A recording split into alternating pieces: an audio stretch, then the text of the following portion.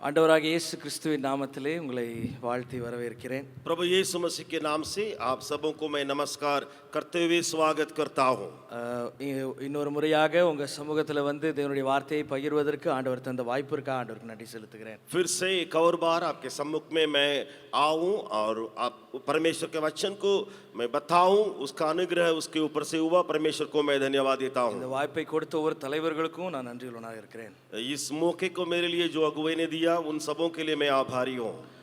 கண்டிப்பாக நம்முடைய ஆராதனை நேரத்தில் நம்ம ஆண்டவரை குறித்ததான ஒரு முக்கியமான காரியத்தை நாம் அறிந்து கொண்டோம். ये बात सच है कि आराधना के समय में भी हम परमेश्वर के बारे में एक खास बात को समझ गए. நம்முடைய எல்லா கேள்விகளுக்கும் அவர் பதிலாக இருக்கிறார் என்பதை குறித்து நம்ம ஆழமாக தெரிந்து கொண்டோம். हमने देखा और हम जाने कि परमेश्वर हमारे सारे प्रश्नों के लिए उत्तर रखता है. इस बात को நம்முடைய கேள்விகளுக்கு பதிலளிக்கிற தேவன் நம்மிடத்தில் எதிர்பார்க்கிற விஷயத்தை குறித்து நாம் இன்றைக்கு தியானிக்க போகிறோம். हमारे प्रश्नों का जब उत्तर देने वाला परमेश्वर वो है, तो वो परमेश्वर हमसे क्या प्रतीति करता है, किन बातों को इंतजार करता है, उनको हम देखने जाएंगे.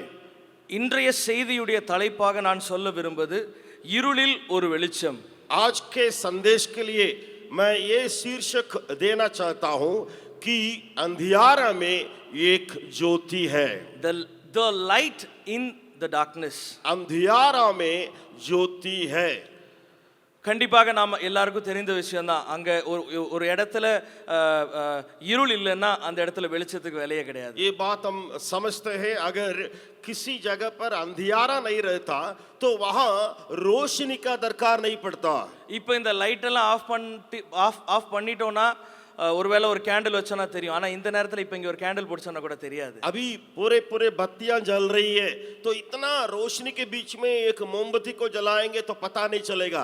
लेकिन ये सब लाइट अगर नहीं रहेगा तो ये मोमबत्ती का रोशनी सब तक पहुंचेगा. அப்படிப்பட்ட ஒரு வாழ்க்கையை தேவன் நம்மிடத்தில் எதிர்பார்க்கிறார். इसी प्रकार का जीवन को परमेश्वर आपसे और मुझसे इंतजार करता है. நாம் ஆராதிக்கிற கிறிஸ்து நம்மில் எதிர்பார்ப்பது அப்படிப்பட்ட ஒரு வெளிச்சத்தை இந்த இருள் நிறைந்த உலகத்தில் நாம் பிரகாசிக்க வேண்டும் என்பது. जिस परमेश्वर जो ज्योति है वो हमसे जो ज्योति को चाहता है, उस ज्योति को इस अंधियारे से भरे संसार में हम दे करके वो चाहता है. நாம் ஆராதிக்கிற கிறிஸ்து உண்மையான ஒளியாக இருக்கிறார். அதன் காரணமாக நம்மையும் அந்த ஒளியில் பிரவேசிப்பதற்கு அழைக்கிறார். हमारे प्रभु यीशु जिसकी आराधना हम करते हैं वो सच्ची ज्योति है और उस ज्योति को हम भी इस संसार में देवे करके उसके मन के चाहत है. எல்லாரும் திருப்பிக் கொள்ளலாம். யோவான் எழுதின சுவிசேஷம் 1ஆம் அதிகாரம் 5வது வசனம். सब कोई खोलेंगे यूहन्ना रचित सुसमाचार पहला अध्याय 5वां वचन. ज्योति अंधकार में चमकती है और अंधकार ने उसे ग्रहण ना किया. அந்த ஒளி இருளிலே பிரகாசிக்கிறது, இருளானது அதை பற்றிக் கொள்ளவில்லை. ज्योति अंधकार में चमकती है और अंधकार ने उसे ग्रहण न किया. எந்த இருளானது பிரகாசிக்கிறது? किस प्रकार के अंधकार जो है या कौन सा अंधकार वहां ज्योति की बातों को ला दिया. இந்த வசனங்களை நம்ம எல்லாருமே தெரிஞ்சிருக்கிற வசனம் தான். ये सारे वचन जो है लिखा हुआ हम सब कोई जाने पहचाने वचन है. இதுல கொடுக்கப்பட்டிருக்கிற அந்த ஒளியானது அது இயேசு கிறிஸ்துவை குறிக்கிறது. यहाँ जो ज्योति के बारे में शब्द दिया गया है वो यीशु मसीह को दर्शाता है. வேதத்தில் நாம் இன்னும் வருகிற நேரங்களில் நம்ம இன்னொரு வசனத்தை நம்ம படிக்க போகிறோம். और आने वाले और समय में एक और वचन को भी हम पढ़ने जाएंगे. கண்டிப்பாக தேவன் நம்மிடத்தில் எதிர்பார்ப்பது அவரிடத்தில் இருக்கிற ஒளியை நாம் இந்த உலகத்தில் பிரகாசிக்க வேண்டும். उस महान परमेश्वर ये चाहता है हमसे कि उस ज्योति परमेश्वर यीशु है, उस ज्योति को हम इस संसार में देवें. நான் அந்த டிஸ்பிளேல அந்த ஒரு பிளாக் பேக்ரவுண்ட்ல ஒரு கேண்டில் வச்சதுக்கு ஒரு ரீசன் இருக்குது. मैंने जो पर्दा के जो डिस्प्ले में ऐसे डाला था कि पूरे पीछे काला दिखाई पड़ रहा है, एकदम बैकग्राउंड काला है और उसके अंदर बीच में देखिएगा रोशनी है. ஒருவேளை அதுல ஒரு ஒயிட் பேக்ரவுண்ட்ல அந்த கேண்டில் இருந்ததுன்னா நம்ம கண்ணுக்கு ரொம்ப தெரியாது. मान लीजिए ये कैंडल या मोमबत्ती व्हाइट बैकग्राउंड में रहेगा, पीछे उजला रहेगा, व्हाइट रहेगा, तब मोमबत्ती जलेगा तो पता नहीं चलेगा. நிறைய நேரத்துல நம்முடைய வாழ்க்கையில நாம் எதிர்பார்ப்பது என்னுடைய வாழ்க்கை எப்பொழுதுமே என்னுடைய சூழ்நிலைகள் எல்லாம் நன்மையாக மாத்திரம் இருக்கணும்னு சொல்லி. और हम सब कोई चाहते हैं कि हमेशा हमारे परिस्थितियों में भलाई की भलाई बातें होती रहे. ஆனால் அந்த ஒளி பிரகாசிக்க வேண்டுமானால் அதற்கு இருளும் தேவைப்படுகிறது. लेकिन अगर ये ज्योति चमकना है या ज्योति दिखाई देना है तो उसके लिए अंधियारा भी दरकार पड़ता है. இன்னொரு வசனத்தை நாம் எல்லாம் இணைந்து வாசிக்கலாம். एक और वचन को भी हम देख के पढ़ेंगे. 1 தெசலோனிக்கேயர் पहला तेसलोनिकियों 5வது அதிகாரம் 5वां अध्याय 5வது வசனம். 5वां वचन நான் படிக்கிறேன். मैं पढ़ रहा हूं. நீங்கள் எல்லாரும் வெளிச்சத்தின் பிள்ளைகளும் பகலின் பிள்ளைகளுமாய் இருக்கிறீர்கள். நாம் இரவுக்கும் இருளுக்கும் உள்ளவர்கள் அல்லவே. क्योंकि तुम सब ज्योति की संतान और दिन की संतान हो. हम न रात के हैं न अंधकार के हैं. ஒளியாகிய கிறிஸ்து நம்மை அழைப்பது எப்படி என்றால், ज्योति मैं या ज्योति जो यीशु मसीह हमें किस प्रकार बुला रहा है. நீ வெளிச்சத்தின் பிள்ளை, तुम ज्योति के संतान हो, நீ பகலின் பிள்ளை, तुम दिन के संतान हो. உனக்கு உன் வாழ்க்கையில் இரவுக்கு இடம் கிடையாது. तुम्हारे जीवन में अंधियारे के लिए कोई जगह है ही नहीं है. ஹalleluya, हालेलुया, ஹalleluya. हालेलुया. கர்த்தருடைய நாமத்தை அறிக்கையிடுகிற ஆராதிக்கிற நம் ஒவ்வொருடைய வாழ்க்கையிலும் தேவன் அளிக்கிற ஒரு பெரிய முக்கியமான வாக்குத்தத்தம் இதுதான். परमेश्वर के जन हम लोग और यीशु मसीह को ग्रहण किए हुए हम लोग, हमारे लिए परमेश्वर सबसे बड़े वायदा जो दे रहा है वो यही वायदा है. அவருடைய ஒளியை அவருடைய பிள்ளைகளாகிய நாம் அதை பிரகாசிக்க செய்ய வேண்டும். उसकी ज्योति है या उसका उजियाला है, उसके संतान हम लोग उसके लिए प्रकाशमान होते हैं. கண்டிப்பாக இந்த உலகத்துல முழுவதுமாக இருக்கிற சூழ்நிலைகளை நாம் திரும்பி பார்க்கும் பொழுது நம்முடைய ஒளி ஒருவேளை சின்னதா கூட இருக்கலாம். ये पूरे संसार को अगर पीछे मुड़ के आप देखेंगे, पूरे संसार में आपकी ज्योति छोटी सी दिखाई पड़ सकती है. ஆனால் தேவன் எதிர்பார்ப்பது அப்படிப்பட்ட ஒரு சின்ன ஒரு வெளிச்சத்தை மாத்திரம் தான். लेकिन परमेश्वर उतने ही ज्योति को आपसे इंतजार कर रहा है. இந்த வசனத்தை குறித்து நான் படிக்கும்போது எனக்கு ஆண்டவர் ஒரு பெரிய வித்தியாசமான ஒரு எண்ணங்களை கொடுத்தார். इन वचनों के बारे में जब मैं अध्ययन कर रहा था, परमेश्वर ने मेरे मन में कई बातों को डाला. கண்டிப்பாக இன்றைக்கு நம்முடைய இந்த சில மணி நேரங்கள்ல நாம் சிந்திக்க போகிற ரெண்டு காரியத்தை குறித்து நான் உங்களுக்கு இப்பவே சொல்லிடுறேன். और हम जो है कुछ समय के लिए जो अध्ययन करने जा रहे हैं, दो बातों को अभी ही मैं बता देता हूं. ஹalleluya, हालेलुया, ஹalleluya, हालेलुया. முதலாவது வெளிச்சத்தை குறித்து நம்ம கற்றுக்கொள்ள போறோம். सबसे पहले उजियाला या ज्योति के बारे में सीखने जाएंगे. ஆனால் அதைவிட முக்கியமாக இருளை குறித்தும் கற்றுக்கொள்ள போகிறோம். लेकिन उससे बढ़कर के जो अंधियारा है उसके बारे में भी हम सीखने जाएंगे. ஆண்டவர் வெளிச்சத்தை நம்முடைய வாழ்க்கையில் எதிர்பார்க்கிறார். परमेश्वर ज्योति को हमारे जीवन में चाहता है. ஆனால் நம்முடைய வாழ்வில் இருக்கிற இருள்களை நாம் அறியாத பட்சத்தில் அந்த வெளிச்சமும் வீணாகி போய்விடும். लेकिन जब तक हमारे अंदर की अंधियारा की बातों को ना समझेंगे, तब ज्योति का कार्य हमारे जीवन में दिखाई नहीं पड़ेगा. வெளிச்சம் என்றால் என்ன? ज्योति उसका मतलब क्या होती है? ஒரு இடத்தை பிரகாசிக்க செய்கிற ஒரு பொருளாக இல்ல ஒரு காரியமாக இருக்கிறது. एक जगह को प्रकाशित करने के लिए, एक जगह को उजियाला बनाने के लिए ज्योति का काम आता है. வெளிச்சம் வந்துச்சுன்னா அங்க இருள் போயிடும். जहां ज्योति आती है वहां अंधियारा भागता है. ஒரு வசனத்தை படிக்கலாம். एक वचन को पढ़ लेंगे. மத்தேயு எழுதின சுவிசேஷம் मत्ती रचित सुसमाचार 5வது அதிகாரம் 5 अध्याय 14வது வசனம். 14 वचन. மத்தேயு मत्ती 5:14. 5 का 14. நீங்கள் உலகத்திற்கு வெளிச்சமாயிருக்கிறீர்கள். तुम जगत की ज्योति हो. ஹalleluya, हालेलुया. ஆண்டவர் நம்மை பார்த்து சொல்லுகிற வார்த்தை, நீ இந்த உலகத்திற்கு வெளிச்சமாயிருக்கிறாய். परमेश्वर आपसे और मुझसे कहता है कि तुम और आप परमेश्वर की ज्योति हो. வெளிச்சத்தை நம்ம தேடி வேற எங்கேயும் போன அவசியமே கிடையாது. ज्योति को खोजने के लिए कहीं भी जाने के लिए जरूरत नहीं है. இந்த உலகத்தின் இருள் போகணும்னா வேற எங்கேயும் நம்ம போன அவசியமே इस கிடையாது. संसार का अंधियारा दूर भागने के लिए कहीं हमें जाने की दरकार नहीं है. இந்த உலகத்தின் இருளை போக்குவதற்காகவே நம்மை ஒளியாக ஆண்டவர் ஜோதி வெளிச்சமாக நம்மை படைத்திருக்கிறார். हम जो इस पृथ्वी की ज्योति है, हमारे परमेश्वर ज्योति के रूप में इस पृथ्वी में रखा है ताकि अंधियारा दूर हो जाए. ஹalleluya, हालेलुया. என்னுடைய வாழ்க்கையே அந்த ஒளி. मेरे जीवन ही वो ज्योति है। ஹalleluya. हालेलुया। முதலாவதாக ஒரு காரியத்தை குறித்து நம்ம பார்க்க போகிறோம். सबसे पहले एक बात के ऊपर हम अध्ययन करेंगे। இந்த ஒளியை நான் அறிந்து கொள்வதற்கு நான் எப்படிப்பட்ட வாழ்க்கை வாழ வேண்டும்? इस ज्योति को मुझे जानने के लिए मुझे किस प्रकार के जीवन बिताना चाहिए? ஆண்டவர் என்னிடத்தில் எதிர்பார்க்கிற ஒரு முக்கியமான ஒரு காரியம் என்ன? परमेश्वर एक खास बात को मुझसे वो चाहता है, वो ये है। முதலாவதாக தேவனுடைய சித்தம், தேவ சித்தத்தை அவர் நாம் செய்ய விரும்புகிறார். वो चाहता है सबसे पहले कि हम उस परमेश्वर की इच्छा को पूरा करें। God wants us to hold God's will in every moment. परमेश्वर चाहता है कि हमारे जीवन के हर एक क्षण में उसकी इच्छा को हम पूरा करें। வெளிச்சத்தின் பிள்ளைகளாகிய நாம் அவருடைய சத்தத்திற்கு, நம்முடைய பிதாவின் சத்தத்திற்கு கீழ்ப்படிய வேண்டும் என்பது தேவனுடைய விருப்பம். हम जो ज्योति के संतान है, उस परमेश्वर की आवाज या उसके वचन को मानना ही उसकी इच्छा है। இன்னொரு வசனத்தை படிக்கலாம். एक और वचन को भी पढ़ लेंगे। நீதிமொழிகள் नीति वचन 3வது அதிகாரம் 3 अध्याय 5வது வசனம். 5वां वचन। நீதிமொழிகள் 3:5. नीति वचन 3 अध्याय वचन 5। உன் சுய புத்தியின் மேல் சாயாமல் உன் முழு இருதயத்தோடும் கர்த்தரில் நம்பிக்கையாயிருந்து என்று எழுதப்பட்டிருக்கிறது. लिखा है, तू अपनी समझ का सहारा ना लेना, वरन संपूर्ण मन से हो पर भरोसा रखना। அவருடைய எண்ணங்களை நாம் செயல்படுத்துகிறவர்களாக இருப்பது தேவன் எதிர்பார்க்கிறார். परमेश्वर हमसे ये चाहता है कि हम परमेश्वर के यानी उसके विचारों को कार्य में लाएं। எப்பா நீ உன் சுய புத்தியில நீ நிக்காத. भाई तुम अपनी समझ का काम नहीं करना। நான் உனக்காக ஒரு பெரிய திட்டத்தை வைத்திருக்கிறேன். मैं तेरे लिए बड़ी योजना रखा हूं। நான் உனக்காக என்ன காரியம் நீ செய்யணும்னு நான் ஆசையா இருக்கிறேன். मैं ऐसे ऐसे चाहता हूं कि इन इन कामों को तू करे।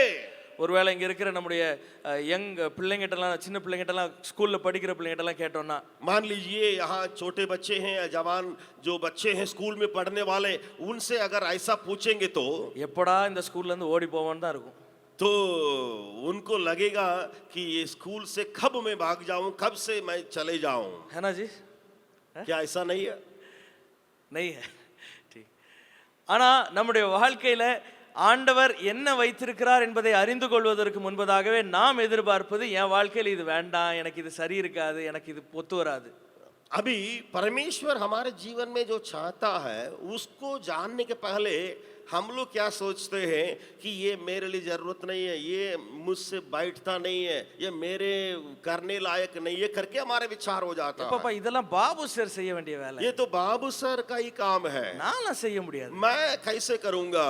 நிறைய நேரங்களில் ஆண்டவருடைய சித்தத்தை நாம் அறிகிறோம், கேட்கிறோம், ஆனால் அதை செயல்படுத்துவதற்கு நாம் ரொம்ப தயங்குகிறோம். कई बार परमेश्वर के वचन को सुनते हैं या उसके इच्छा को समझते हैं, जानते हैं, लेकिन जब उसके कार्य में लाने में हम लोग पीछे हट जाते हैं। இந்த வசனத்தின் பிரகாரமாக சுய புத்தியின் மேல் சாயாமல் இருப்பது தேவனுடைய சித்தமாக இருக்கிறது. जिस प्रकार नीति वचन में ये लिखा है, हमने पढ़ा था कि हम अपनी समझ का सहारा न ले। ஹalleluya. हालेलुया। வேதத்தில் ஒரு ஒரு ஒரு தீர்க்கதரிசியை குறித்ததான வாழ்க்கையில், அவருடைய வாழ்க்கையிலிருந்து நாம் சில காரியங்களை இன்றைக்கு நாம் தியானிக்க போகிறோம். आज बाइबल में एक भविष्यवक्ता है, उसके जीवन के कुछ बातों को अध्ययन करने जा रहे हैं। எலியா தீர்க்கதரிசியை பற்றி நாம் அனைவரும் அறிந்திருக்கிறோம். एलिया नबी के बारे में सब कोई जानते हैं। எலியா தீர்க்கதரிசி ஆண்டவருடைய வசனங்களை, ஆண்டவருடைய தீர்க்க தரிசனங்களை தெளிவாக அறிவித்த ஒரு நபர். ये एलिया जो भविष्यवक्ता है, परमेश्वर की वाणी या परमेश्वर के वचन को भविष्यवाणी के रूप में लोगों को बताते बताते गया। எலியாவை குறித்ததான வசனங்கள் குறிப்பிட்ட அதிகாரங்களுக்குள்ளேயே அடங்கி இருக்கிறது. ये एलिया के बारे में उसके जीवन की जो कहानी है, कुछ अध्यायों में ही आप पढ़ पाएंगे। நான் திரும்ப அந்த அதிகாரத்தெல்லாம் படிச்சு பார்த்துட்டே இருந்தேன். मैं उन छोटे अध्यायों को मैं बार बार मैं पढ़ते गया। எங்கேயுமே எலியா சுயத்துக்காக நின்ன மாதிரி எங்கேயுமே எனக்கு தோணல. मैंने कहीं देखा नहीं कि एलिया अपने स्वार्थ के लिए, अपने जीवन के लिए कहीं बोल रहा हो। எலியா வாழ்ந்த நேரத்தில் அங்கிருந்த எல்லா தீர்க்கதரிசிகளையும் கொன்று போட்டார்கள். एलिया के समय में एक बहुत बड़ा घटना हुई, वो ये थी कि वहां के नबियों को आके लोग मरवा डाले। எலியாவுடைய ஒரே எண்ணம் தேவனுடைய வார்த்தையை ஜனங்களுக்கு சொல்லணும், அவ்வளவுதான். लेकिन एलिया का मन में एक ही विचार था कि मैं परमेश्वर की भविष्यवाणी या परमेश्वर के वचन को लोगों तक जाके पुकार दूं। எல்லாரும் திருப்பிக் கொள்ளலாம். 1 ராஜாக்கள் 17வது அதிகாரம். मेरे साथ खोलिएगा जहां एलिया के बारे में है पहला राजा 17वां अध्याय। அங்கே வருகிற நாட்களில் ஏற்பட போகிற ஒரு பஞ்ச காலத்தை குறித்ததான ஒரு தீர்க்க தரிசனத்தை ஆண்டவர் எலியாவுக்கு தருகிறார். यहाँ एक भविष्यवाणी एलिया के द्वारा हो रही है कि आने वाले समय में जो बड़ी अकाल होने वाली है उस अकाल के बारे में एलिया कहता है। முதலாவது வசனத்திலே எலியா வருகிற பஞ்சகாலத்தை குறித்து சொல்லுகிறதை நாம் காண்கிறோம். 17वां अध्याय पहला वचन में ये एलिया नबी जो है आने वाले समय के अकाल के बारे में बोल रहा है। ஆகாப் ராஜாவுடைய காலத்தில் நடைபெறுகிற இந்த ஒரு சம்பவம், ये घटना जो है अहाब राजा के समय के घटना है। ஆகாப் ராஜா எப்படிப்பட்டவன்றதையும் நம்ம ஒருவேளை தெரிஞ்சிருக்கிறதுக்கு வாய்ப்பு இருக்கு. आप में से कई लोग जानते होंगे ये अहाब राजा कितना एक महान राजा था। ஆகாப் ராஜா கல்யாணம் முடிந்தது ஒரு ஜெசபேல் என்கிற ஒரு பெண்ணை. ये अहाब राजा जो शादी किया है किस औरत से? इजबेल करके एक औरत से उसने शादी की। அந்த பொண்ணுடைய முக்கியமான வேலையை எல்லா தேவ தீர்க்கதரிசிகளையும் ஆண்டவருடைய தீர்க்கதரிசிகளை அழித்து விட்டு பாகாலுடைய தீர்க்கதரிசிகளை வைப்பது மாத்திரம்தான். ये अहाब की पत्नी ये इजबेल की यही विचार रही कि परमेश्वर के भविष्यवक्ताओं को खत्म कर डालो और बाल देवता के जितने लोग हैं उनको जिंदा करने दो। இரண்டாவது வசனத்தை வாசிக்கலாம். दूसरा वचन को हम पढ़ने जा रहे हैं। 1 ராஜாக்கள் 17:2. पहला राजा 17 का दूसरा वचन। பின்பு கர்த்தருடைய வார்த்தை அவனுக்கு உண்டாயிற்று. तब यहोवा का ये वचन एलिया के पास पहुंचा। தேவனுடைய வார்த்தையை எலியா பெற்றுக்கொள்கிறான். अब एलिया परमेश्वर के वचन को पा रहा है। மூன்றாவது வசனத்தை படிக்கலாம். तीसरा वचन को देखिएगा।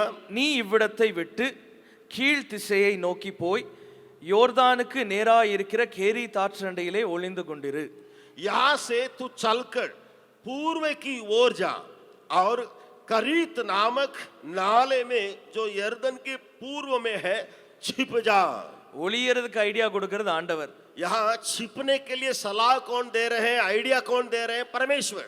ஒருவேளை முதலாவது வசனத்தை நம்ம வாசிச்சு பார்த்தோம்னா அப்படிப்பட்ட கொடூரமான ஒரு ராஜா அவருடைய மனைவியின் சமூகத்துல அந்த இடங்கள்ல போய் எலியா அந்த தீர்க்க தரிசனத்தை சொல்லுகிறார். पहला वचन को अगर आप जोर से पढ़िएगा, अहाब राजा बहुत भयंकर क्रूर मनुष्य है और उसकी पत्नी उससे बढ़कर है।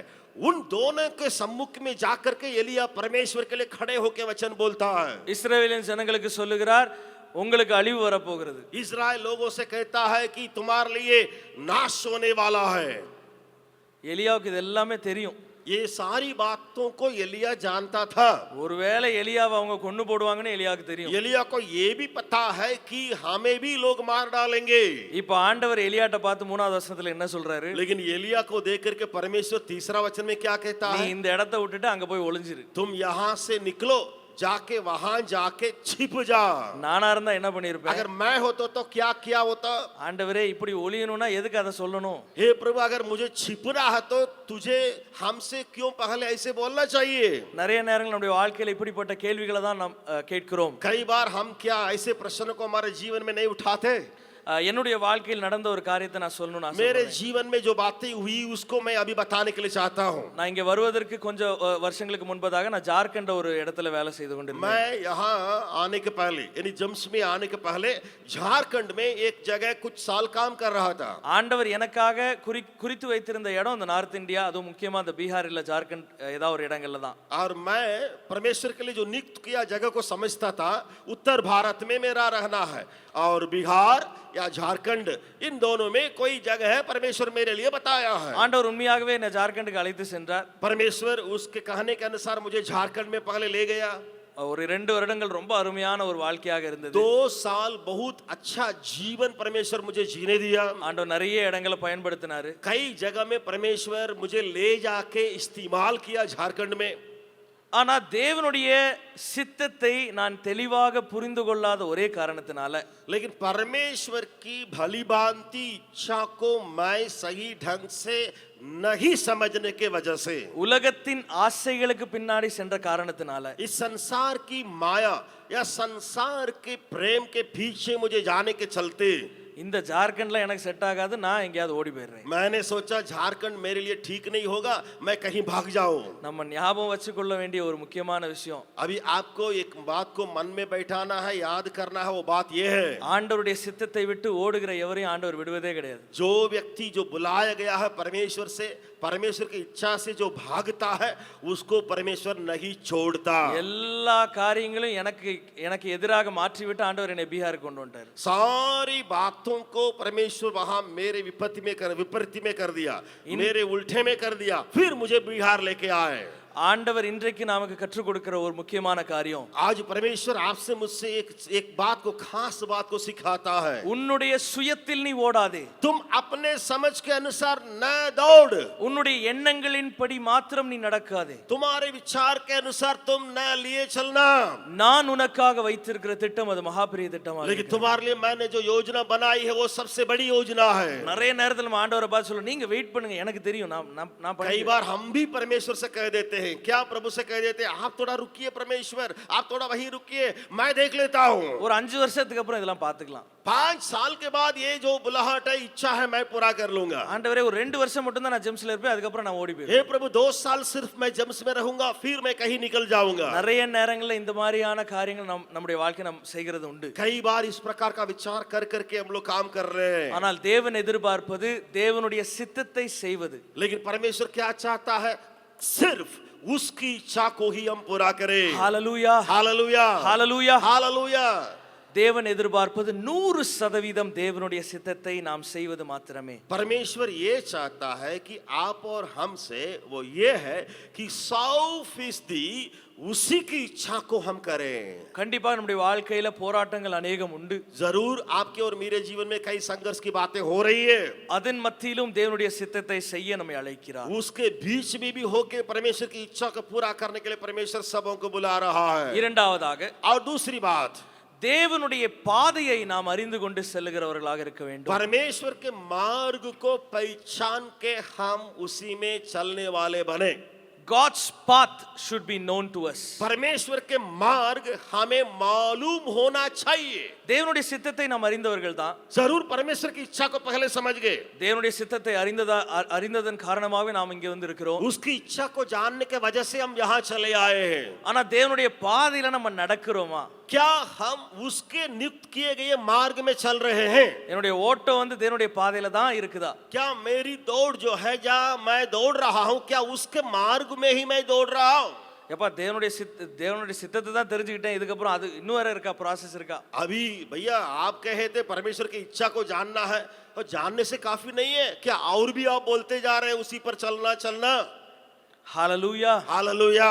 தேவன் எலியாவின் வாழ்க்கையிலிருந்து இன்னொரு காரியத்தை நமக்கு கற்றுக் கொடுக்க போகிறார். अभी परमेश्वर एलिया के जीवन से एक और बात को हमें सिखाने जा रहा है. திருப்பிக் கொள்வோம் 1 ராஜாக்கள் 19ஆம் அதிகாரம் मेरे साथ खोलिएगा पहला राजा 19 अध्याय 7-8வது வசனம். 7 और 8वां वचन.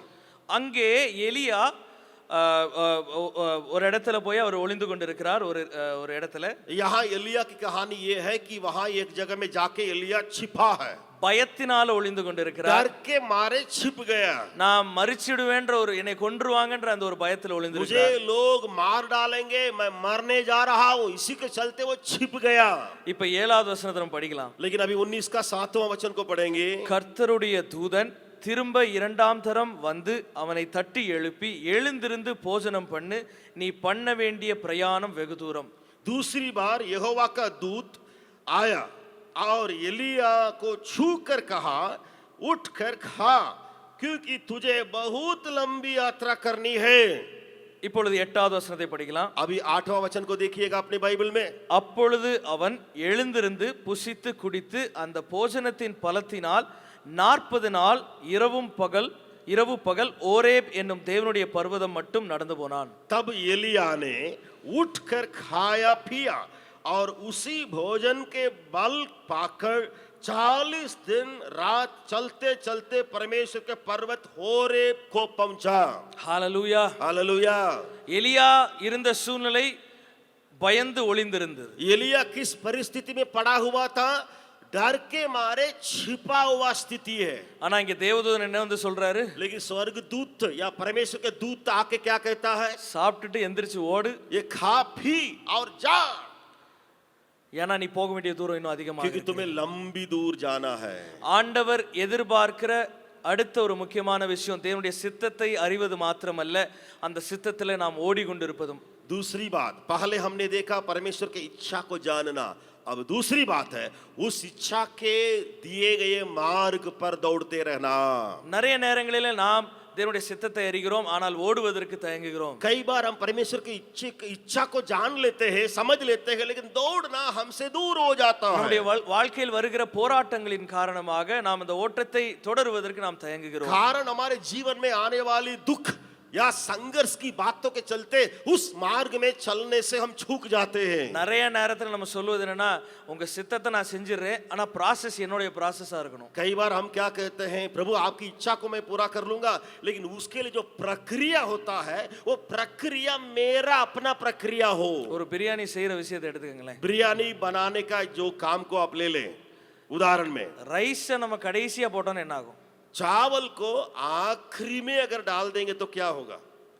சரியான முறையில பிரியாணி செஞ்சிடலாம். और सही ढंग से बिरयानी जो है बना देंगे। ஒருவேளை நம்ம போட வேண்டிய மசாலா மிளகு தூள்கள் எல்லாத்தையும் நம்ம கடைசியில போட்டோம்னா என்ன ஆகும்? लेकिन अभी थोड़ा समझिएगा, जो मसाला है, जो भी बातें हैं, उसको अगर लास्ट में डाल देंगे तो அப்படி போட்டுட்டு அப்படி ஆஃப் பண்ணி வச்சிட்டோம்னா என்ன ஆகும்? तो मसाला को लास्ट में डाला गया है, फिर बंद किया गया है, तो क्या होगा? அது பிரியாணியா என்னன்னு யாருக்கும் தெரியாது. पता नहीं चलेगा या बिरयानी है या दूसरा चीज है।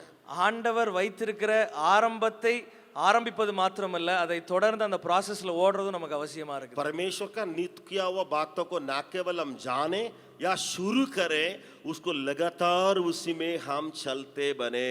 இன்னொரு வசனத்தை வாசிக்கலாம். एक और वचन को भी पढ़ लेंगे। 1 ராஜாக்கள் 18வது அதிகாரத்துக்கு மற்றும் மீண்டுமாக நாம் திருப்பிக் கொள்வோம். फिर से पहला राजा 18 अध्याय में हम आएंगे। 45வது வசனத்தை வாசிக்கலாம். 45 वचन को हम पढ़ने जाएंगे।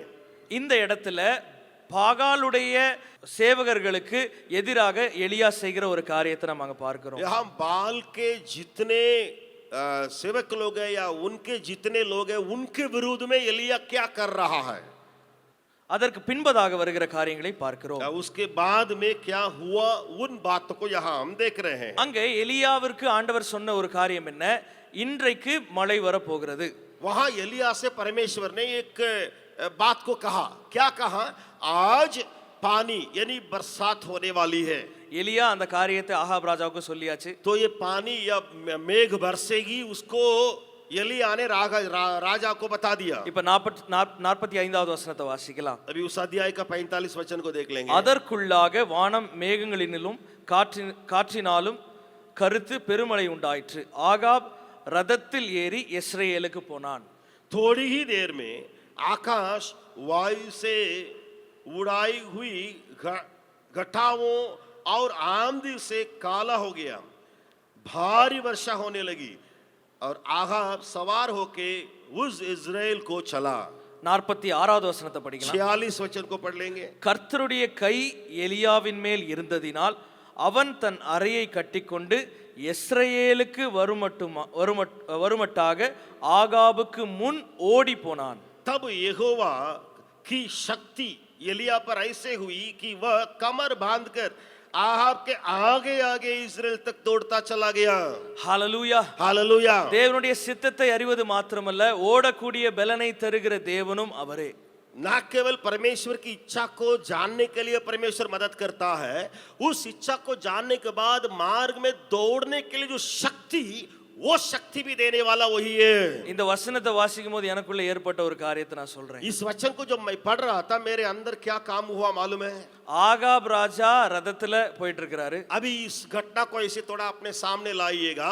आहाब राजा अपने रथ में जा रहा है, ஆனா எலியா ஓடி போய் ராகாப் ராஜாவுக்கு முன்பதாகவே சென்று விடுகிறார். लेकिन एलिया का कहानी कैसा है? वो पैर से दौड़ के आहाब के रथ के आगे आगे निकला। உலகத்தின் பார்வைக்கு ரொம்ப கடினம். ये संसार के दृष्टिकोण में कठिन है। உலகத்தின் பார்வைக்கு தேவனுடைய சித்தத்தில் நாம் நடப்பது கடினம். परमेश्वर की इच्छा पर चलना संसार की दृष्टिकोण में देखा जाए मुश्किल है। ஆனால் அந்த ஓடக்கூடிய பலனை தருகிற தேவன் நம்மோடு இருக்கிறார். लेकिन जब शक्ति होती है, बल होता है, जो देता है, तब दौड़ने के लिए हमें आसानी हो जाती है। ஹalleluya हालेलुया, ஹalleluya. हालेलुया। தேவன் நம்மிடத்தில் எதிர்பார்ப்பது இப்படிப்பட்ட ஒரு வெளிச்சத்தை. परमेश्वर इस प्रकार की ज्योति को आपसे और मुझसे चाहता है। என்ன வெளிச்சம்? कौन सी ज्योति है? 100% தேவனுடைய சித்தத்தை செய்வது, 100% परमेश्वर की इच्छा को पूरा करना, 100% தேவனுடைய பாதையிலே நடப்பது. और दूसरा 100% परमेश्वर के नियुक्त किए गए मार्ग में चलता रहना। தேவன் நம்முடைய வாழ்க்கையில் தருகிற ஒரு முக்கியமான வெளிச்சத்தை குறித்து நாம் அறிந்து கொண்டோம். हम आज देख रहे हैं परमेश्वर हमारे जीवन में जो खास ज्योति है, उस ज्योति क्या है करके समझ रहे हैं। எனக்கு ஒரு நல்ல ஒரு நண்பர் இருந்தார். मेरे एक अच्छे दोस्त थे, காலேஜ்ல என் கூட படிச்சிட்டு இருந்தாங்க. कॉलेज में वो दोस्त मेरे साथ पढ़ाई करते थे। அந்த பிரதர் வந்து ரொம்ப ஆவிக்குரிய முறையில் ரொம்ப நல்ல பையன். वो भाई जो मेरे साथ कॉलेज में पढ़ रहा था, वो आत्मिक तौर से देखा जाए अच्छा दोस्त है। ஸ்கூலுக்கோ காலேஜுக்கோ ஸ்டூடெண்ட் பைபிளோட வந்து தூக்கிட்டு வந்தாங்கன்னா எப்படி இருக்கும்? मान लीजिए स्कूल है या कॉलेज है, एक स्टूडेंट है, स्टूडेंट अपना कॉलेज या स्कूल जाते समय बाइबल भी साथ में ले जा रहा, तो आप क्या समझेंगे? நாங்கெல்லாம் காலேஜ் புக்கு கூட கொண்டு போக மாட்டோம். हम लोग कॉलेज जाते थे, किताब भी नहीं ले जाते थे, लेकिन அவர் வந்து பைபிள் கொண்டு வருவார். लेकिन मेरे दोस्त था वो बाइबल भी लेके जाता था। அவனை பார்த்து சிரிச்சது எல்லாருமே தான். அதுல நானும் தான். उसको देख करके सब कोई हंस पड़े और मैं भी हंस पड़ा। எப்ப நீ பைபிள் வாசி, வீட்ல உட்கார்ந்து வாசி, இல்ல ரூம் ஹாஸ்டல்ல உட்கார்ந்து வாசி, எதுக்கு இங்கெல்லாம் தூக்கிட்டு வந்துட்டு இருக்க? भाई आप बाइबल पढ़ो, घर में पढ़ो बैठ के, या हॉस्टल में बैठ के पढ़ो, लेकिन कॉलेज में स्कूल में क्यों लेके आते हो? அந்த பையன் வேற எதுவுமே சொல்ல மாட்டான். लेकिन वो लड़का कुछ नहीं बोलता था, அழகா ஒரு சிரிப்பு சிரிச்சிருவான். लेकिन मुस्कुरान को अपने चेहरा में डालता था। நாங்கெல்லாம் நினைச்சோம் பைத்தியக்காரன்பா. हम सोचे थे कितना बोलने से भी वो हंसता ही है, तो हम सोचे थे पागल जैसा है। இது உண்மையாக நடந்த ஒரு காரியம். लेकिन सच घटना को मैं आपके सामने रखता हूँ। அந்த பையனை நாங்க என்னென்னலாம் சொல்லி கேலி பண்ண முடியுமோ எல்லா காரியங்களையும் சொல்லி கேலி जितना मजाक उड़ाना है, मजाक में उसको हम लोग उड़ाते गए। உனக்கெல்லாம் என்ஜாய் பண்றதுக்கு உனக்கு ஒண்ணுமே தெரியாது. तुम्हारे संसार का कुछ बातें मालूम है, रुचि मालूम है, நீலாம் சின்ன குழந்தை மாதிரி இன்னும் இருக்கு. छोटा बच्चा की नाई तुम यहाँ है। எல்லாரும் மொபைல்ல விளையாண்டுட்டு இருப்போம் கிளாஸ் நடந்துட்டு இருக்கும்போது.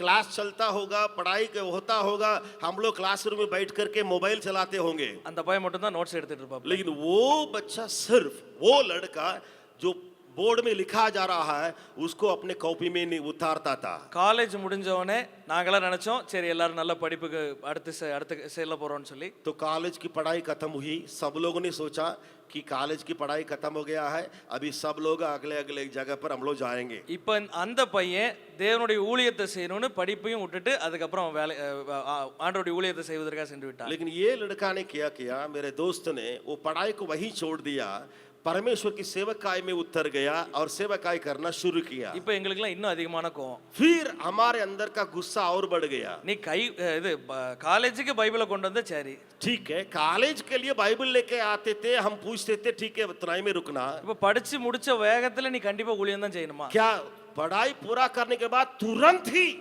परमेश्वर की सेवकाई के लिए जाना चाहिए तुमको? அதுக்கும் அந்த பையன் செஞ்சது ஒரே ஒரு சின்ன சிரிப்பு தான். और उसके लिए भी वो एक ही काम बोलता था या करता था, वो क्या करता था, सिर्फ मुस्कुराता था।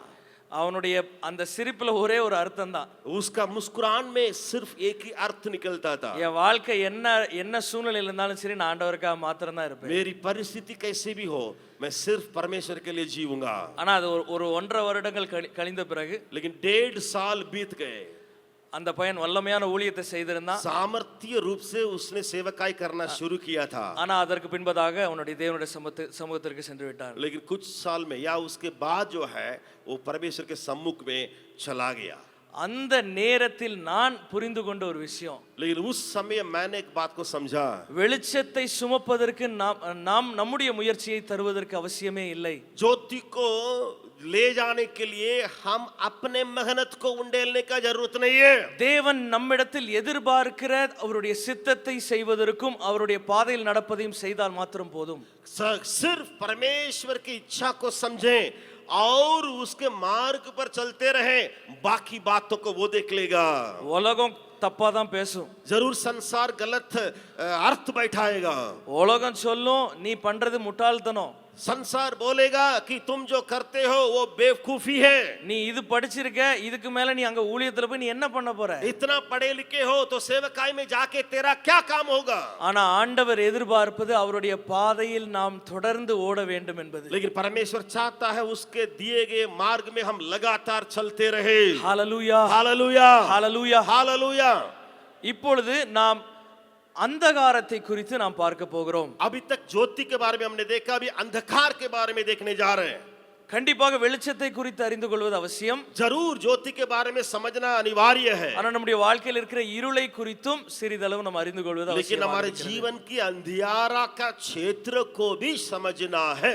நம்முடைய வெளிச்சம் பிரகாசிக்கப்பட வேண்டுமானால் நாம் படித்த வசனத்தின் பிரகாரமாக இருள் அந்த இடத்துல இருக்கணும்ன்றது அவசியமா இருக்கு. जैसे मैंने कहा वचन में हम लोग ने देखा, अगर ज्योति चमकना है तो वह अंधियारा होना चाहिए। நிறைய நேரத்துல நம்முடைய ஊழியங்கள்ல ஓடும் பொழுதோ இல்ல நம்ம இங்க ஹாஸ்டல்ல தங்கி படிக்கும் போதோ कई बार हमारे सेवकाई में दौड़ते दौड़ते या हॉस्टल में आप लोग पढ़ते पढ़ते क्या होता है, நிறைய கஷ்டங்களை நாம் அனுபவிக்கிறோம். कई कष्ट की बातों को, दुख की बातों को हम लोग झेलते हैं। குடும்பங்கள்ல கஷ்டங்களை அனுபவிக்கிறோம், आपके परिवार में कुछ दुख की बातें होती है, தனிப்பட்ட வாழ்க்கையில கஷ்டங்களை या அனுபவிக்கிறோம், आपके व्यक्तिगत जीवन में कुछ कष्ट की बातें होती है, சில நேரங்களில் நம்ம ஊழியத்திலேயோ இல்ல நம்ம படிக்கிற இடங்களையோ கஷ்டத்தை या सेवकाई में जहां पढ़ रहे हैं वहां कुछ दुख की बातें होती है। இவை எல்லாவற்றின் மத்தியிலும் அவருடைய வெளிச்சத்தை பிரகாசிக்க செய்வதுதான் தேவனுடைய சித்தம். इन सारे अंधियारा या इन सारे बीच में परमेश्वर की ज्योति को चमकाना ही हमारे काम है। மூன்றாவதாக तीसरा, ஒரு காரியத்தை குறித்து நாம் பார்க்க एक போகிறோம். और बात के बारे में हम देखने जा रहे हैं। மை இன்னர் டிஸ்ட்ரக்ஷன், और मेरा भीतर जो नुकसान है எனக்குள் ஏற்படுகிற குழப்பங்கள் या இல்லை मेरे अंदर போராட்டங்கள், होने वाली गड़बड़ियां, எனக்குள் ஏற்படுகிற அந்தகாரங்கள், मेरे अंदर जो गड़बड़ियां होती है, मेरे अंदर जो अंधियारा होता है, उन बातें। நிறைய நேரங்களில் நம்ம அந்த தேவனுடைய வெளிச்சத்தை நம்ம பிரகாசிக்கணும்னு சொல்லி ரொம்ப ஆசைப்படுவோம். कई बार परमेश्वर के लिए चमके, ज्योति को लावे करके हम लोग मन में बहुत बड़ा इच्छा रखते होंगे। ஆனா அந்த ஓட்டத்தை ஓடிட்டே இருக்கும் பொழுது கூட लेकिन जब उस दौड़ में अच्छा से दौड़ते हम रहेंगे, நமக்குள்ள இருக்கிறதான காரியங்கள் நமக்கு வெளிப்படுகிறது. हमारे भीतर का जो बातें हैं, गड़बड़ियां हैं, जो बातें हैं, वो प्रकट हो जाती है। இன்னொரு வசனத்தை நம்ம வாசிக்கலாம். एक और वचन को वहां पढ़ लेंगे। 1 ராஜாக்கள் पहला राजा 19ஆம் அதிகாரம் 19 अध्याय 4 மற்றும் 5வது வசனத்தை வாசிக்கலாம். 4 और 5 वचनों को पढ़ लें। 4வது வசனம், அவன் வனாந்திரத்தில் ஒரு நாள் பிரயாணம் போய் ஒரு சூரை செடியின் கீழ் உட்கார்ந்து தான் சாக வேண்டும் என்று கோரி, போதும் கர்த்தாவே, என் ஆத்துமாவை எடுத்துக்கொள்ளும், நான் என் பிதாக்களை பார்க்கிலும் நல்லவன் அல்ல என்று சொல்லி ஒரு சூரை செடியின் கீழ் படுத்து கொண்டு நித்திரை பண்ணினான். परंतु एलिया स्वयं जंगल में एक दिन के मार्ग पर जाकर एक झाऊ के पेड़ के तले बैठ गया। वहां उसने ये कहकर अपनी मृत्यु मांगी, हे यहोवा, बस है, अब मेरा प्राण ले ले, क्योंकि मैं अपने पुरखाओं से अच्छा नहीं हूं। அதற்கு பின்பதாக 5வது வசனம் தொடர்ந்து, அப்பொழுது ஒரு தூதன் அவனை தட்டி எழுப்பி எழுந்திருந்து போஜனம் பண்ணு என்றான். उसके बाद 5वां वचन को लगातार हम पढ़ लेंगे। वह झाऊ के पेड़ तले लेट गया और सो गया, और देखो एक दूत ने उसे छूकर कहा, उठकर खा। நிறைய நேரங்களில் தேவனுடைய சித்தத்தை செய்வதற்கும் அதை தொடர்ந்து ஓடுவதற்கும் நாம் முயற்சிக்கிறோம். ये तो बात सच है, कई बार हम परमेश्वर की इच्छा को तो समझ रहे हैं और उसके लिए किए गए मार्ग पर चलते होंगे। ஆனா அந்த செல்லுகிற பாதையிலே நடுவுல நமக்கு சில எண்ணங்கள் வரும், இது எனக்கு முடியல, என்னால முடியாது, தொடர முடியாது. लेकिन जाते जाते हमारे मन में विचार आएगा, ये बहुत कष्ट है, ये दिक्कत है, मैं आगे नहीं बढ़ पाऊंगा। எலியாவின் வாழ்க்கையில இன்னும் நிறைய காரியம் நம்ம பார்க்க முடியும். ஆகாப் ராஜா எலியாவை நோக்கி சொல்லுகிற காரியம், இஸ்ரவேலை கலங்க பண்ணுகிறவன் நீ. यहाँ एलिया के बारे में आहाब राजा कहता है, हे एलिया, तुम इजराइल लोगों के बीच में हलचल मचाने वाला है। எலியாவுக்கு உதவுவதற்கு ஒருவரும் இல்லை. तब एलिया को मदद करने के लिए कोई नहीं मिला। நம்ம இந்த அதிகாரங்களை முழுவதுமாக வாசித்து பார்த்தோமானால் எலியா ஒரு தனிமையில இருக்கிறத நம்ம நிறைய இடங்கள்ல பார்க்க முடியும். इन अध्यायों में पूरा पढ़िएगा, एलिया हमेशा या हर जगह वो अकेले ही दिखाई पड़ रहा, अकेला। தேவனுடைய சித்தத்தை செய்வதற்கு இப்படிப்பட்ட போராட்டங்களுக்குள்ள ஏன் செல்லணும்? क्यों परमेश्वर की इच्छा को पूरा करने के लिए ये अकेले अकेले, कोई मददगार नहीं है, उस प्रकार का रास्ता मेरे लिए क्यों? தேவன் இப்படிப்பட்ட இருளை நம்முடைய வாழ்க்கையில் அனுமதிப்பதும் அவருடைய வெளிச்சம் பிரகாசிப்பதற்காக इस மாத்திரமே. प्रकार के परमेश्वर आपके जीवन में कर देता है कारण आप उस अंधियारे में ज्योति के संतान बनने के लिए ही। நிறைய நேரங்கள்ல நாம் தனிமையை உணர்கிறோம். कई बार हम अकेलापन को महसूस करते हैं। நிறைய நேரங்கள்ல என்னுடைய கரத்தை பிடிச்சு நடத்துறதுக்கு ஒருத்தரும் இல்லைன்னு சொல்லி நம்ம कई बार யோசிக்கிறோம். सोचते मेरे हाथ धरने के ले जाने के लिए कोई नहीं मिल रहा है। ஆனா தேவன் சொல்லுவது என்னுடைய சித்தத்தை அறிந்து கொண்டு என்னுடைய பாதையில நட. लेकिन प्रभु कहता तुम सिर्फ ये काम करो, मेरी इच्छा को समझ लो और समझने के बाद उस मार्ग पे चलते बनो।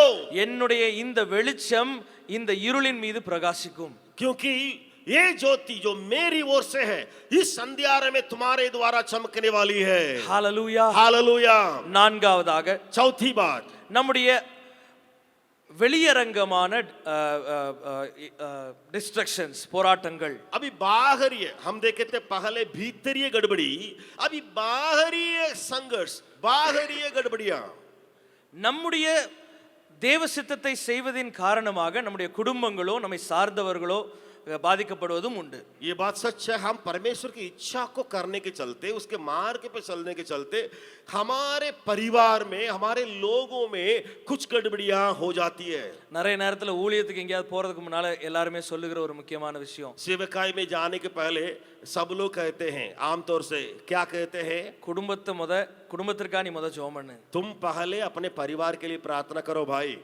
கண்டிப்பாக நம்முடைய தேவன் நாம் தேவனுக்காக செய்கிற காரியத்தினால சில நேரங்களில் நம்முடைய குடும்பங்களோ நம்மை சார்ந்தவர்களோ பாதிக்கப்படுவதும் உண்டு. ये बात सच है, जब हम परमेश्वर के लिए पहले जगह जा देखकर दौड़ते हैं तो उसी के चलते हमारे परिवार में भी कुछ नुकसान या दुख या गड़बड़ी की बातें हो सकती है हमारे परिवार के लोगों में। எலியாவுடைய இந்த பிரயாணத்துல, एलिया की इस यात्रा में ஒரு காரியத்தை நாம் அறிந்திருக்கிறோம். एक बात को हम समझ रहे हैं। எலியா சாரிபாத் என்கிற ஒரு இடத்தை நோக்கி செல்லுகிறார். एलिया जो है सारीपत करके एक जगह में जा रहा है। அங்க அந்த அப்ப பஞ்சகாலமா இருந்த நேரத்தில் அவர் சென்று கொண்டு இருக்கிறார். वहां अकाल के समय था, उस अकाल के समय में एलिया जो है सारीपात में गया। அந்த கதையை நாம் எல்லாரும் அறிந்திருக்கிற ஒரு விஷயம். ये कहानी तो सबको ही जाना पहचाना कहानी है। ஒரு பெண், அவருடைய குமாரன், और वहां एक औरत है, अनाथ है, और औरत है वो विधवा है, और उसका बेटा। அவர்களுடைய வீட்டில் இருக்கிறது ஒரு கைப்பிடி மாவு, ஒரு குப்பி எண்ணெய். और उस औरत के घर में दो चीज थी, एक मुट्ठी भर करके आटा और कुछ कुप्पी में तेल। இதுதான் அவளுடைய நிலைமை. बस इतना ही उनका भोजन रहा। 17வது வசனத்தை 17வது அதிகாரம் 16வது வசனத்தை படிக்கலாம். पहला राजा 17वां अध्याय 16 वचन को पढ़ेंगे। கர்த்தர் எலியாவை கொண்டு சொன்ன வார்த்தையின்படி பானையிலே மா செலவழிந்து போகவும் இல்லை, கலசத்தின் எண்ணெய் குறைந்து போகவும் இல்லை. पहला राजा 17वां अध्याय 16 वचन को मैं पढ़ दे रहा हूं। यहोवा के उस वचन के अनुसार जो उसने एलिया के द्वारा कहा था, न तो उस घड़े का मैदा समाप्त हुआ और न उस कुप्पी का तेल घटा। எலியாவின் மூலமாக அந்த குடும்பத்தில் ஒரு ஆசீர்வாதம் பெறுகிறது. एलिया के द्वारा उस छोटे परिवार में बड़ी आशीष हुई। எலியாவினுடைய அந்த அந்த உதவியின் மூலமாக அந்த குடும்பம் ஒரு வெளிச்சத்திற்குள்ள क्या பிரவேசிக்கும். हम ऐसे कह सकते हैं एलिया के उस मदद के द्वारा उस परिवार में आशीष की बातें आई। ஆனா இப்போ ஒரு சம்பவம் நடக்குது அதுக்கு பின்னால. लेकिन उसके बाद ये घटना हो रही है, அந்த பெண்மணியோட மகன் மரித்து போகிறான். उस विधवा के बेटे गुजर गया। நம்ம படிக்கலாம், 18வது வசனத்தை வாசிக்கலாம். 18 वचन को हम देख लेंगे, पढ़ लेंगे। அப்பொழுது அவள் எலியாவை நோக்கி, தேவனுடைய மனுஷனே, எனக்கும் உமக்கும் என்ன, என் அக்கிரமத்தை நினைக்க பண்ணவும் என் குமாரனை சாக பண்ணவுமா என்னிடத்தில் வந்தீர் என்றார். तब वो स्त्री एलिया से कहने लगी, हे परमेश्वर के जन, मेरा तुझसे क्या काम है? क्या तू इसलिए मेरे यहाँ आया कि मेरे बेटे की मृत्यु का कारण हो और मेरे पाप का स्मरण दिलाए? குடும்பங்கள்ல இப்படிலாம் நடக்கும்ல சண்டைகள். कभी कभी परिवार में ऐसे झगड़ा इस प्रकार होती है। என்னை கல்யாணம் பண்ணதுன்னா தனியா விட்டுட்டு போறதுக்கா? क्या मुझसे आपने शादी किया मुझे अकेले छोड़ के बाहर जाने के लिए? என்னைய கல்யாணம் பண்ணது நான் கேன்டீன்ல இட்லி வாங்கி சாப்பிட்றதுக்கா? क्या मुझे शादी आपने किया है कैंटीन में इडली लेके खरीद के खाने के लिए शादी करे थे? நிறைய நேரங்களில் நம்ம இப்படிப்பட்ட காரியங்கள் நம்ம யோசிப்பது உண்டு. कई बार इस प्रकार की बातों को हम भी परिवार में सोचने लगते हैं. ஹாஸ்டல்ல படிக்கிற பிள்ளைங்க என்ன யோசிப்பாங்க? हॉस्टल में पढ़ने वाले बच्चे क्या सोचते हैं? நான் பிறந்தது உங்களுக்கு பிறந்தது நான் ஹாஸ்டல்ல படிக்கிறதுக்காவா? क्या मैं जो बाप से या माँ से कहती है बच्चा क्या कहती है, क्या मैं जो पैदा हुआ आपके परिवार में हॉस्टल में पढ़ने के लिए आपके परिवार में पैदा लिया हूँ? எலியாவோட சூழ்நிலை நினைச்சு பாருங்க. एलिया की कहानी को यहाँ स्मरण रखिए. அந்த பெண்ணுடைய வாழ்க்கையில ஒரு ஆசீர்வாதத்தை உண்டாக்குவதற்காக தான் அங்க எலியா சென்றார். एलिया वहां गया इसलिए कि उस छोटे परिवार में आशीष को लाए. ஆனா அந்த குடும்பத்துல ஒரு சூழ்நிலை ஏற்பட்டுச்சு. लेकिन उस परिवार में आशीष के बाद एक घटना हो रही है. இப்போ அந்த பெண்ணு எலியாவை பார்த்து சொல்றதுக்கு என்னுடைய பழைய தப்பெல்லாம் நீங்க சொல்லி காமிக்கிறதுக்கு வந்திருக்கீங்க. अब विधवा वो औरत कहती है एलिया से, क्या मेरे सारे पाप को स्मरण दिलाने के लिए एलिया जी आप आए हैं? என் மகனை கொல்றதுக்காக நீங்க வந்தீங்க. मेरे बेटा को लेने के लिए उसकी मृत्यु देखने के लिए क्या आपका आना हुआ? நம்முடைய வாழ்க்கையில இப்படிப்பட்ட இருள்களை ஆண்டவர் நிறைய நேரங்களில் அனுமதிக்கிறார். आपके मेरे जीवन में कई प्रकार इस प्रकार अंधियारों को परमेश्वर भेजते रहता है. சில நேரங்களில் மனைவி கணவன் மீது வைத்திருக்கிற கோபங்கள், कभी-कभी पत्नी अपने पति के ऊपर गुस्सा करने की बातें, நிறைய நேர கணவன் மனைவியின் மீது வைத்திருக்கிற கோபம். कभी-कभी पति जो है पत्नी के ऊपर गुस्सा करने की जो बातें. ஆனா தேவன் இந்த காரியங்களை நம்முடைய வாழ்க்கையில் அனுமதிப்பது அந்த போராட்டத்திலே நாம் அமர்ந்து விடுவதற்காக அல்ல, தேவனுடைய சித்தத்தை செய்வதற்காக. लेकिन ऐसी ऐसी बातें संघर्ष आती रहती है जाती रहती है, उसी में हम बैठे रहने के लिए नहीं, परमेश्वर की इच्छा को और लगातार पूरा करने के लिए परमेश्वर हमें बुला रहा है. என்னுடைய வாழ்க்கையில் மாத்திரமல்ல, ना केवल मेरे जीवन में, என்னை சுற்றி இருக்கிற அனைவரின் வாழ்க்கையிலும் எந்த சூழ்நிலை ஏற்பட்டாலும், मेरे चारों ओर जितने लोग रहते हैं चाहे उनके जीवन में या मेरे जीवन में कोई भी परिस्थिति ऐसे आए, நான் தேவனுடைய சித்தத்தை செய்வதற்கு நான் எப்பொழுதும் துணிந்திருப்பேன். मैं परमेश्वर की इच्छा को पूरा करने के लिए हमेशा तत्पर रहूंगा. இந்த இருளிலும் தேவனுடைய வெளிச்சம் பிரகாசிக்கும். इस प्रकार का बाहरी जो संघर्ष है, बाहरी जो गड़बड़ियां है, उसमें भी परमेश्वर की ज्योति चमकने वाली है. கடைசியாக अभी आखिरी में நம்முடைய ஊழியத்தில் ஏற்படுகிற போராட்டங்கள், पांचवी बात हमारी सेवकाई में होने वाली समस्याएं या गड़बड़ियां हैं, இல்லை என்றால் நம்முடைய ஊழியத்தில் நாம் ஏற்படுத்திக் கொள்ளுகிற போராட்டங்கள் கூட சொல்லலாம். या ऐसे भी कह सकते हैं सेवकाई में हमारे द्वारे आने वाली गड़बड़ी या हमारे द्वारे आने वाले का समस्याएं. நம்ம எல்லாரும் அறிந்திருக்கிற காரியம், எலியாவிற்கு பின்பதாக வந்த தீர்க்கதரிசி எலிசா. हम सबको ही जानते हैं एलिया के बाद में एक भविष्यवक्ता आया, उसका नाम है एलीशा. 1 ராஜாக்கள் 19ஆம் அதிகாரம் पहला राजा 19वां अध्याय 17வது வசனம், 17वां वचन, 16வது வசனம். माफ कीजिए 16वां वचन, 16. பின்பு நிம்சியின் குமாரனாகிய யெகூவை இஸ்ரவேலின் மேல் ராஜாவாக அபிஷேகம் பண்ணி ஆபேல் மேகோலா ஊரானான சபாத்தின் குமாரனாகிய எலிசாவை உன் ஸ்தானத்தில் தீர்க்கதரிசியாக அபிஷேகம் பண்ணு. और इज़राइल का राजा होने को निम्शी के पोते यहू का और अपने स्थान पर नबी होने के लिए आबेल महोला के शापात के पुत्र एलीशा का अभिषेक करना. 2 ராஜாக்களை அதற்கு முன்பதாக ஏற்படுத்துவதற்கு ஆண்டவர் எலியாவுக்கு சொல்லுகிறார். और एलीशा के पहले 2 राजाओं को नियुक्त करने के लिए एलिया से परमेश्वर कहता है. அதற்கு பின்பதாக எலிசாவை எலியாவுடைய இடத்தில் வைப்பதற்காக ஆண்டவர். फिर 2 राजाओं के बाद एलीशा को एलिया के जगह पर बैठाने के लिए परमेश्वर कहता है. இப்போ 17வது வசனத்தை வாசிக்கலாம். अभी 17वां वचन को पढ़ेंगे. சம்பவிப்பதாவது, ஆசகேலின் பட்டயத்திற்கு தப்பினவனை ஏகு கொன்று போடுவான், ஏகுவின் பட்டயத்திற்கு தப்பினவனை எலிசா கொன்று போடுவான். और अज़ाराइल की तलवार से जो कोई बच जाए उसको येहू मार डालेगा, और जो कोई येहू की तलवार से बच जाए उसको एलीशा मार डालेगा. ஹல்லேலூயா. हालेलुया. இப்படிப்பட்ட ஒரு நபரை தெரிந்தெடுப்பதற்காக எலியாவை அனுப்புகிறார். इस प्रकार का एक एलीशा को चुनने के लिए एलिया को परमेश्वर ने विदा किया. இப்ப எலியா எப்படிப்பட்ட ஆளு? तो एलिया कैसे व्यक्ति रहा होगा? பயந்த ஒரு மனுஷன். वो डरपोक था शुरू में. எங்க எங்க சென்றாலும் பயந்து இருப்பார். कहीं भी जाएगा उसका डर, उसके साथी गया वो डरते डरते वो रहता था. நிறைய இடங்கள்ல பார்க்கிறது என்னன்னா எலியா ஒளிந்து கொண்டிருந்தார். कई जगह में एलिया के बारे में हमने पढ़ा कि क्या पढ़ा था, छिप गया. இங்க எலிசாவை குறித்து என்ன எழுதப்பட்டிருக்கிறது? लेकिन एलिशा के बारे में क्या लिखा हुआ है? அந்த ராஜாக்களுடைய கரத்துல தப்பினவன் எல்லாம் எலிசாவின் மூலமாக கொன்று उन போடப்படுவான். राजाओं से जो कोई बच निकलेगा उसको मार डालने वाला कौन रहेगा? ये एलिशा रहेगा. அதற்கு பின்பதாக வருகிற வசனத்தை நாம் தொடர்ந்து வாசித்தோமானால் இன்னொரு காரியம் புரிந்து கொள்ளலாம். उसके बाद में आने वाले वचन को लगातार पढ़ेंगे तो आपको एक और बात समझ में आएगी. எலிசாவை சந்திப்பதற்காக எலியா செல்லுகிறார். अभी एलिशा से मिलने के लिए एलिया गया. அப்ப 12 ஏறுகளை இழுக்கிற ஒரு ஒரு ஒரு வாகனத்தை எலிசா ஒரு மாட்டுக்கு பதிலா அவர் இழுத்து கொண்டு போறார். देखिए 12 बैलों से जो जोता जाना है उसको एक व्यक्ति एलिशा उसको खींच रहा है, खींच के उसको जोतने के लिए ले जा रहा है. 11 மாடுகளும் எலியாவும் சேர்ந்து அங்க இழுக்கிறாங்க. माफ 11 बैल जो है और वहां एलिशा. அதற்கு பின்பதாக இருக்கிற காரணம் என்னன்னா अब उसके बाद में क्या हुआ? எலிசா பயங்கரமான பலசாலி. एलिशा बहुत बलवान है. நல்லா யோசித்து பார்க்கலாமா? जरा सोच के देखिएगा. எலியாவுடைய நிலைமையில இருந்து एलिया की परिस्थिति से लेके सोचिए. எலியாவை ஜனங்களை பார்த்த விதம், एलिया जिस प्रकार लोगों से देख रहा था उसको देखिए. ஒருவேளை என் இடத்துல அந்த எலிசா வந்தான்னா मान लीजिए मेरे जगह पर उस एलिशा अगर आ जाएगा அவன் என்னோட ஸ்ட்ராங்கால தெரியும், और मुझसे बढ़कर बलवान न रहेगा वो அவன் என்னோட பயங்கரமான காரியத்துல वो செய்வான். तो मुझसे बढ़कर बड़े बड़े अद्भुत काम न करने जा रहा. தேவன் இப்படிப்பட்ட சூழ்நிலைகளை நம்முடைய சூழல்களையும் உருவாக்குகிறார். परमेश्वर आपके मेरे परिस्थिति में भी बाद में आने वालों को और शूरवीर बना देता है.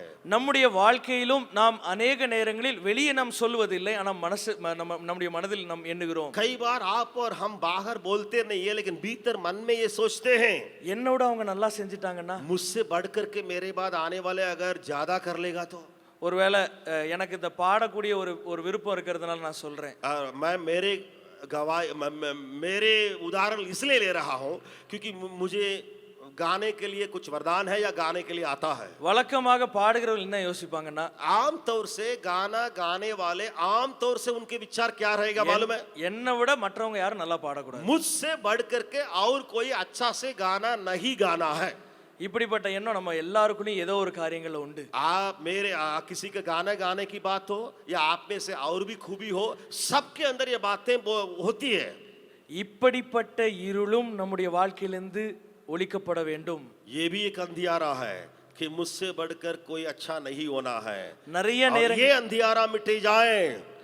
நிறைய நேரங்களில் நம்முடைய வாழ்க்கையில இப்படிப்பட்ட காரியங்களுக்கும் நாம் இடம் கொடுத்து விடுகிறோம். कई बार हमारे जीवन में ऐसी ऐसी बातों के लिए भी जगह बना देते हैं. நாம் அறிந்திருக்க பிரகாரமாக எலியாவை காட்டிலும் எலிசா வல்லமையான ஊழியத்தை செய்திருந்தார். हम सबको ही जानते हैं एलिया के बाद आने वाले एलिशा और दुगुणाभिषेक पाकर के सामर्थ को किया. அதற்கு காரணம் என்ன?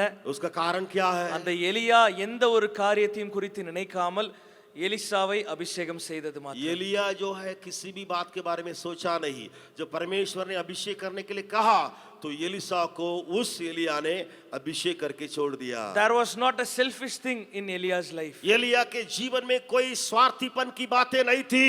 நம்முடைய வாழ்க்கையிலும் தேவன் எதிர்பார்ப்பது இப்படிப்பட்ட आपके காரியங்களை. और मेरे जीवन में परमेश्वर इस प्रकार की बातों को इंतजार करता है. தேவனுடைய வெளிச்சம் நம்மில் பிரகாசிக்க வேண்டும் என்று அவர் எதிர்பார்க்கிறார். प्रभु चाहता है कि उसकी ज्योति हमारे द्वारा प्रकाश को के बाहर जाए. எப்படிப்பட்ட வெளிச்சம்? कैसी प्रकार की प्रकाश? 100% தேவனுடைய சித்தத்தை செய்கிறது. वो प्रकाश या ज्योति 100% उसकी इच्छा को पूरे करने का. 100% தேவனுடைய பாதையிலே நடப்பது. और वो ज्योति कौन सा ज्योति है? 100% उसके दिए हुए मार्गों पर चलने का ज्योति है. அந்த வெளிச்சத்தை நாம் பிடித்து கொண்டோமானால், उस ज्योति को अगर हम धर लेंगे, நம்முடைய உள்ளான போராட்டங்களாகிய இருள், हमारे भीतर ये गड़बड़ियां जो अंधियारा हमारे भीतर होती है, நம்முடைய வெளியில் இருக்கிறதான போராட்டங்களான और இருள், बाहरिया गड़बड़ियां बाहरिया जो समस्या जो होती है, நம்முடைய ஊழியங்களிலோ நம்முடைய வாழ்க்கையிலோ நாம் செய்கிற காரியங்களிலோ இருக்கிறதான இருள், और तीसरा हमारी सेवकाई में और जहां जहां हम लोग रहते हैं वहां की जो अंधियारा की बातें, இப்படிப்பட்ட எல்லா இருளும் ये सारी अंधियारा की बातें அந்த வெளிச்சத்தை उस ज्योति को மேற்கொள்ள விடாது. प्रबल नहीं होंगे। ஹalleluya. हालेलुया। இன்னொரு முறையாக யோவான் 1:5 நாம் வாசிக்க एक போகிறோம். और बार यूहन्ना पहला अध्याय 5 वचन को पढ़ने जा रहे हैं। எல்லாரும் திருப்பிக் கொள்ளலாம். யோவான் எழுதின सबको बाइबल में சுவிசேஷம். निकाले यूहन्ना 1:5। இது நமக்கென்று கொடுக்கப்படுகிற ஒரு வாக்குத்தத்தமாக எடுத்துக்கொள்வோம். ये इस वचन को ऐसे ले हमारे लिए आज दिए जाने वाले प्रभु का वायदा है। ஒளியின் பிள்ளைகளாகிய நம்மை பார்த்து ஆண்டவர் இன்றைக்கு சொல்லுவது, அந்த ஒளி இருளிலே பிரகாசிக்கிறது, இருளானது அதை பற்றி கொள்ளவில்லை.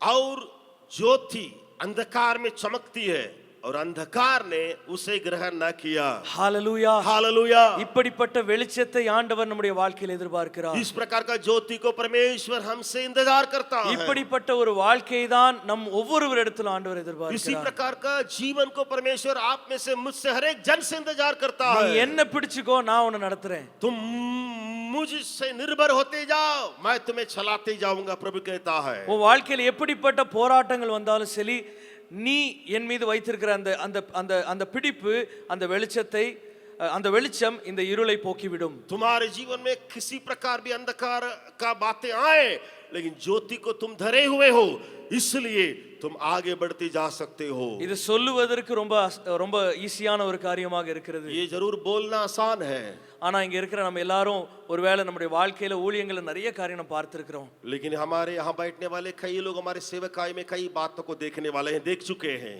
ஆண்டவர் இன்றைக்கு நமக்கு சொல்லுகிற, மீண்டுமா நினைவூட்டுகிற ஒரு முக்கியமான காரியம், हम सबों से परमेश्वर याद दिला रहा है एक खास बात को। அந்த வெளிச்சத்தை தொடர்ந்து எடுத்துக்கொண்டு ஓடு. उस ज्योति को हाथ में तुम पकड़े रहो और चलते रहो। நம்முடைய வாழ்க்கையில் இருளுக்கு இடம் இல்லை. हमारे जीवन में ऐसे दौड़ने वालों के लिए कोई अंधियारा की बातें नहीं है। அப்படியாக நம் கண்களை மூடி கொஞ்ச நேரம் நம் தேவனை நோக்கி பார்க்க போகிறோம். हम आंखों को बंद करके परमेश्वर की ओर कुछ समय बिताने जा रहे हैं।